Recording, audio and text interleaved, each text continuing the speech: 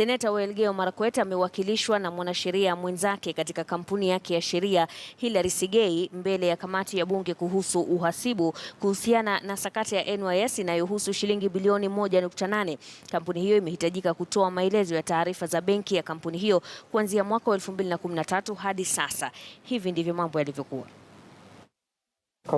Of the National Assembly.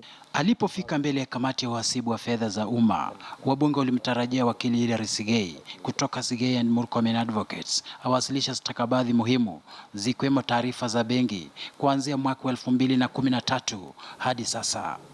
Lakini Sigei hakufanya hivyo. This committee is asking us to provide statements of account of our client's account or otherwise in complete violation of the Constitution.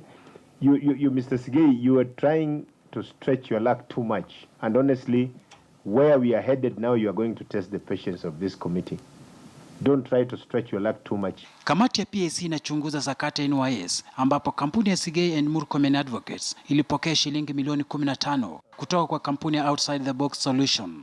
Na ingawa Sigei alishikilia kwamba fedha hizo zilitolewa kama ada ya huduma kwa mteja, hakuweza kuwasilisha stakabadhi zozote za ushahidi.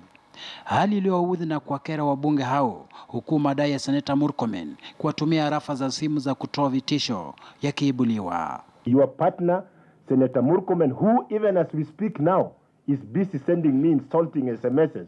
It is your partner who has even tried to fight the vice chair of this committee in public because he claims the vice chair is not defending him. Mr. Gumbo and your committee members, to give confidence to the people of Kenya that you are not using the privileged position as members of parliament to either raise Christmas gifts or to raise campaign money, publish all your accounts for all committee members, publish the accounts for your firms and the firms of your associates. Baada ya Sigei kudinda kushirikiana na kamati ya bunge jinsi alivyotarajiwa, kinachosubiriwa ni kuona hatua itakayochukuliwa, kwani kamati hiyo imesisitiza kwamba ni lazima stakabadhi na ushahidi unaohitajika utolewe.